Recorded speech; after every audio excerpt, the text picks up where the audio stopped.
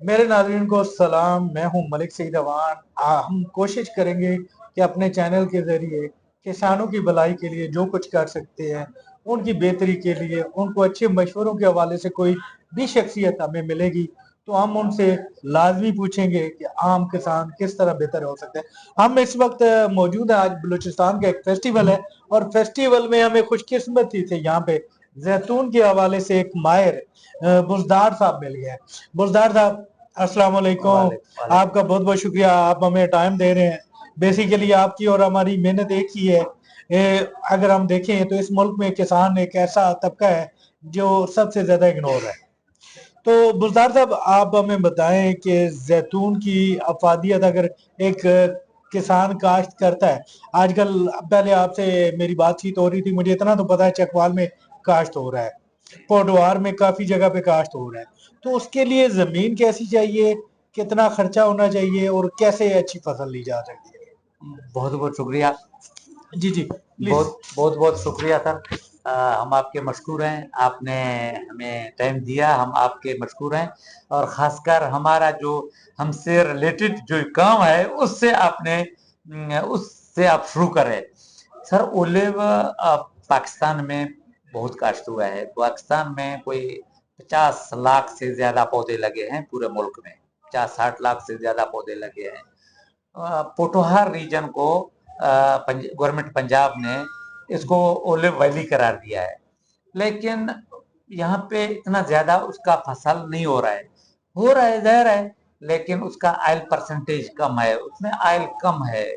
उसकी एक वजह भी है ना? उसकी वजह है कि यहाँ पे एक तो नमी है। देखें, जैतून अप्रैल में फूल देता है, फूल के अंदर एक पाउडर होता है, वो पाउडर उड़ के दूसरे फूलों को पोलिनेशन का मसला हल करता है। जहाँ पे नमी हो या अप्रैल में बारिशें हो, फिर वो फूल बहुत कम उड़ सकता है। ये एक मसला है। दूसरा मसला गर्मी का भी है। देखें, यहाँ पे टेम्परेचर ओलिव के लिए इतना सही नहीं है। यहाँ पे आयल परसेंटेज निकल रहा है, मलिक फतेह खान का सबसे ज्यादा निकला है, 14% निकला है। बाकी 6%, 7%, 8%, 10% आयल निकलता है 100 kg में से। तो बलूचिस्तान के कई डिस्ट्रिक्ट उसके लिए इंतहाई सूटेबल है, जिसमें मूसाखेल डिस्ट्रिक्ट है, बारखान डिस्ट्रिक्ट है, जोब डिस्ट्रिक्ट है, शेरानी डिस्ट्रिक्ट है, खुददार डिस्ट्रिक्ट है, पंजगूर है, वाशुक है। टेम्परेचर ज्यादा चाहिए कम चाहिए? टेम्परेचर इसको चाहिए, चिलिंग आवर 300 घंटे इसको चाहिए।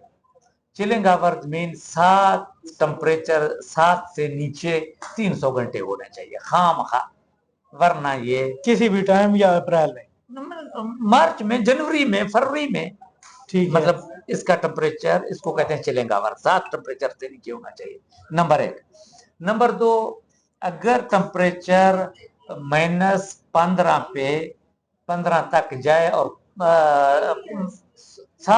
15 दिन तक मुतवातिर रहे, 7 से लेकर 15 तक मुतवातिर, अगर 15 दिन रहे वहां पे नहीं होगा।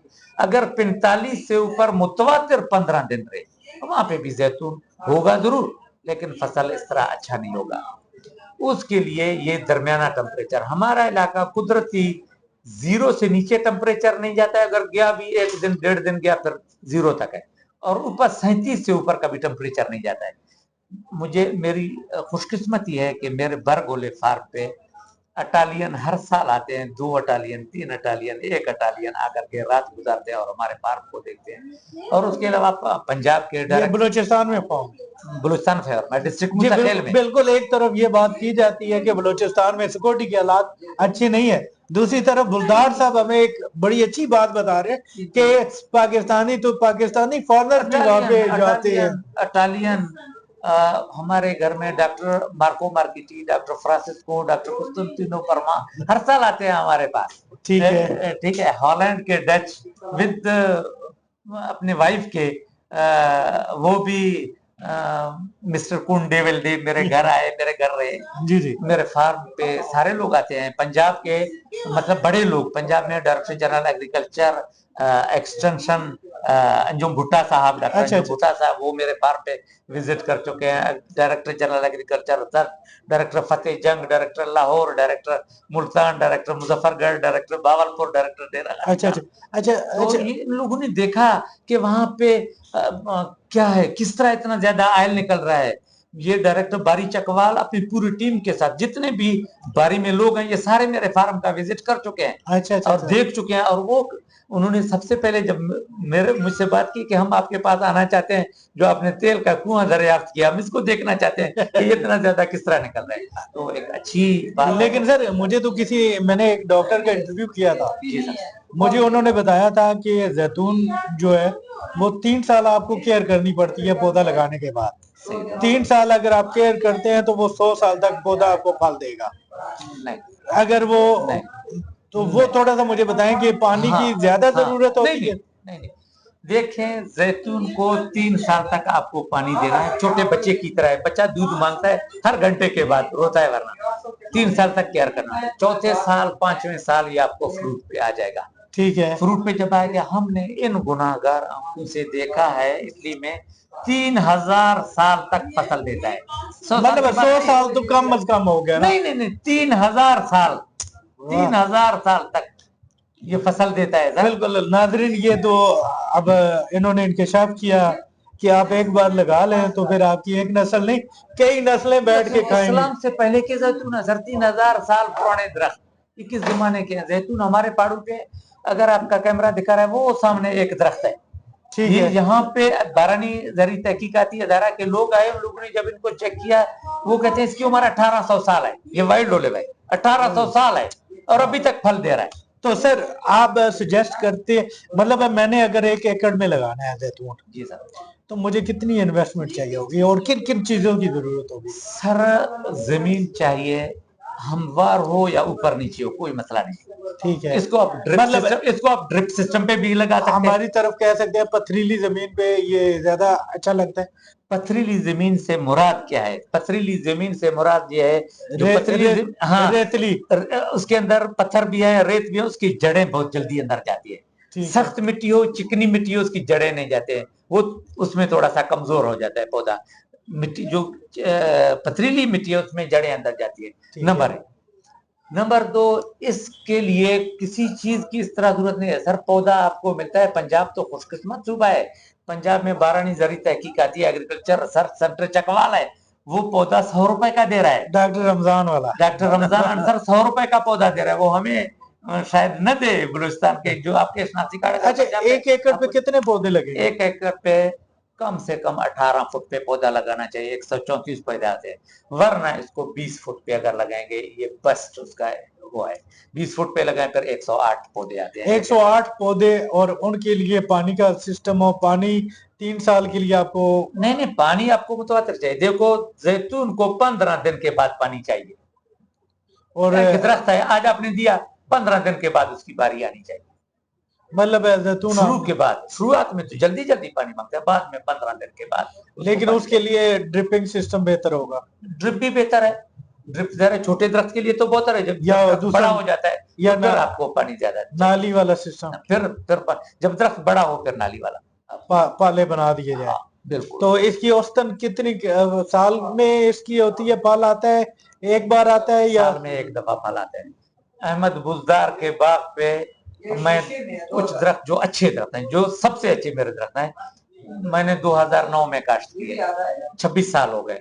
सबसे अच्छे दरख्त पे मैं 200 किलो फ्रूट उतारता हूँ, 200 किलो, और उसमें तेल कितना निकलता है? उसमें तेल कम से कम भी 40 लीटर निकलता है। 3000 रुपए का लीटर, 3200 का मैं बेचता हूँ। और 1 एकड़ में कितना ऑयल निकल आता है?